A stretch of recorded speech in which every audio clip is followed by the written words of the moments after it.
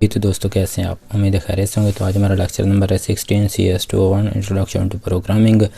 तो पहले लेक्चर्स में जो प्रीवियस था उसमें हमने पॉइंटर्स वगैरह को डिस्कस किया था, तो उसी टॉपिक को लेके आगे चलेंगे। आज का जो लेक्चर हमारा होगा ये कोई ज़्यादा इतना इसमें कोई नई चीज़ें तो हम नहीं देखेंगे, लेकिन जो पहले चीज़ें थी उनको थोड़े डिटेल में देख लेंगे। तो चलिए हम हैंडआउट्स पे चलते हैं। लेकिन आगे बढ़ने से मैं पहले कहूँगा कि आपने अभी तक अगर मेरा चैनल सब्सक्राइब नहीं किया तो कैंडली कर लें। तो हैंडआउट्स पे हम आ जाते हैं। पहले हम देखेंगे पॉइंटर्स क्या है। पॉइंटर्स एक्चुअली में हम देख चुके हैं, इस चीज़ पे हम ज़्यादा कोई टाइम देने वाले नहीं हैं। मल्टी डिमेंशनल अरेज हैं, ये भी हम पहले देख चुके हैं। इसके लिए आई थिंक एक सेपरेट वीडियो भी हमने बनाई हुई, वो आप देख लीजिएगा अगर नहीं समझ आए तो। मल्टी डिमेंशनल अरेज, उसके बाद पॉइंटर टू पॉइंटर, यानी हम एक पॉइंटर का एड्रेस दूसरे पॉइंटर में कैसे असाइन कर सकते हैं और कुछ कमांड लाइन आर्गूमेंट्स होंगे। तो ज़्यादा टाइम इस पर हम वेस्ट नहीं करेंगे इस लेक्चर पे। ये चीज़ें वो पहले ही हैं, पहले वाली ही हैं जो हम देख चुके हैं। पॉइंटर में क्या है, यहाँ पे एक 4 टाइप की अरे बनाई गई, उसे डायरेक्ट इनिशियलाइज़ कर दिया गया है। और आपको पता है कि पॉइंटर किस लिए यूज़ होते हैं। अगर नहीं पता तो आप पहले वाले वीडियो देख लें, जो लेक्चर नंबर आई थिंक 15 और 14 था, उसमें हमने पॉइंटर्स ही डिस्कस किए हुए हैं। और अब मल्टी डिमेंशनल अरेज़ के बारे भी आई थिंक हमने एक सेपरेट वीडियो बनाई हुई है, उसमें हमने बड़े डिटेल में देखा हो कि किस तरह हम इसको यूज़ करते हैं।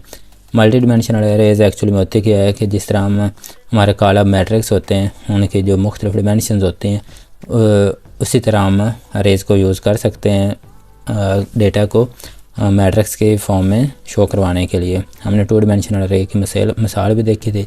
और हम ये भी जानते हैं कि अरेज जो होते हैं ये मेमोरी में डेटा स्टोर करवाती हैं इंडेक्स में, ठीक है। और मल्टी डिमेंशनल अरेज में हमने 2D अरेज, अच्छा ठीक है, हमने 2D अरेज वगैरह देख ली थी। अच्छा, इसमें हमने जो चीज़ देखनी है, इस हिस्से में अब दोबारा मल्टी डिमेंशनल अरे का क्यों जिक्र हुआ है देखेंगे कि हम पहले तो हमने देख लिया ना पिछली वीडियो में कि एक सिंगल डिमेंशनल अरे को किस तरह हम पॉइंटर में असाइन करते हैं। अभी हम देखेंगे एक मल्टी डिमेंशनल को किस तरह पॉइंटर में असाइन करते हैं।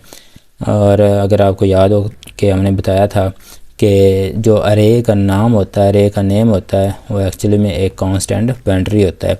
और वो वाला पॉइंटर किस चीज़ को लोकेट कर रहा होता है, जो हमारे अरे का 0 इंडेक्स, पहला इंडेक्स होता है, वो उसमें स्टोर होता है, ठीक है। अगर हम डायरेक्ट अरे का नाम यूज़ करते हैं तो अरे का जो पहला इंडेक्स पे इंडेक्स की लोकेशन होगी, एड्रेस होगा, वो हमें शो करवाएगा। यहाँ इधर वही चीज़ शो करवाई जा रही है कि मल्टी डिमेंशनल अरे किस तरह से डेटा स्टोर करवा रही होती है, ठीक है। अच्छा जी, यहाँ वो डिटेल है जो मैंने आपको बता दी है कि किस तरह डेटा ये स्टोर करते हैं। यहाँ एक प्रोग्राम दिया गया है। अभी आई थिंक आपको प्रोग्रामिंग काफ़ी ना होगी अगर आपने मेरे पहले वाले लेक्चर देखे हैं। तो अभी बार बार हम वो कोड नहीं करेंगे जो बार बार चीज़ें रिपीट होंगी, कोई नई चीज़ होगी तो उसे हम ज़रूर देखेंगे। यहाँ देखें मल्टी डिमेंशनल अरे को पॉइंटर एज अ पॉइंटर हमने किस तरह साइन किया है, पॉइंटर को किस तरह साइन किया है। तो देखिएगा यहाँ एक इंट टाइप की अरे बनाई गई है और उसके 2 डिमेंशन है, एक की लेंथ 5 है, दूसरी की है 10, ठीक है। अब सी आउट से हम डायरेक्ट अरे का नेम जो है वो कॉल कर रहे हैं, और यहाँ हम जो है अरे का नाम जो है तो पॉइंटर यूज़ कर रहे हैं। तो अभी देखिएगा जिस तरह मैं पहले बता रहा था, अरे का जो नाम होता है ये कांस्टेंट पॉइंटर होता है, या अरे का जो पहला इंडेक्स है उसको शो करवाता है। तो इसके यहाँ नीचे ही आउटपुट देके तो दोनों एड्रेस देखें सेम है, ठीक है।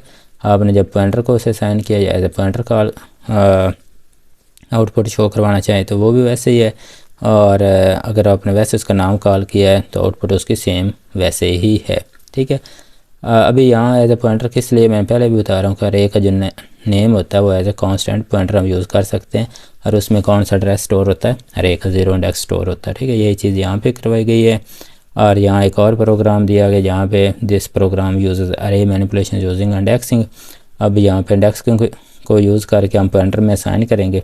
अच्छा, यहाँ पे देख लीजिएगा कि मल्टी इंट टाइप की मल्टी अरे उसके वो डिमेंशंस हैं, और यहाँ फिर हमने एक पॉइंटर को डिक्लेयर किया है। और यहाँ पे जो है जो PTR यानी पॉइंटर हमारा है, यहाँ उसको कमेंट में बताया गया signed the starting string of the first row, जो पहली रो है हमारी अरे की वो हमने पॉइंटर को असाइन कर दिया। अब यहाँ पे अरे को हमने इनिशियलाइज़ कर लिया है। इनिशियलाइज़ करने से मुराद क्या है कि उसको हमने डेटा दे लिया है। अगर आपको अरे का अभी तक नहीं समझा तो पहले आप अरे और पॉइंटर वाला सेपरेट जो चैप्टर हैं जो पहले हमने डिस्कस किए हैं उन्हें लाजमी देख लीजिएगा। फिर हमने मैनिपुलेट किया अरे को, और एंड पे हमने क्या किया, अरे manipulation using pointer.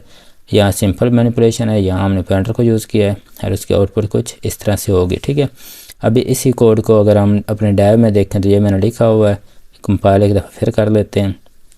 Same code है, लेकिन इसकी जो आउटपुट थोड़ी आपके समझ में नहीं आएगी वहाँ पे। यहाँ से जो आउटपुट होगी सेम ही वहाँ भी आउटपुट होगी, ठीक है।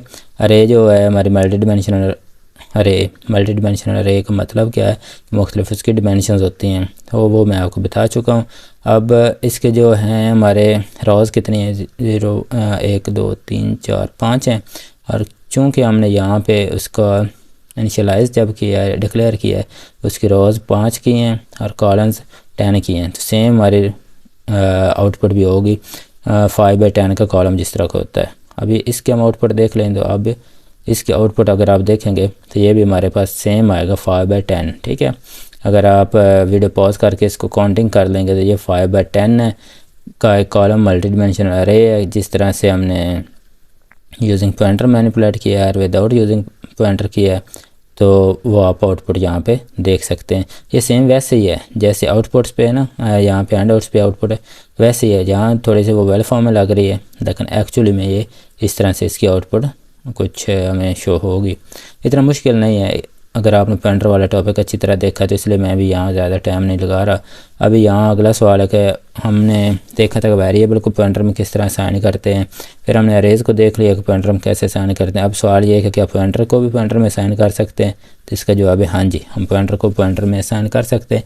एक पॉइंटर के अंदर हम दूसरे पॉइंटर को असाइन करने का मतलब ये समझेंगे कि एक एड्रेस को हम दूसरे एड्रेस में असाइन करें। तो यहाँ पे इसका कुछ एग्जांपल भी होगी, वो आप एक दफ़ा देख लीजिएगा।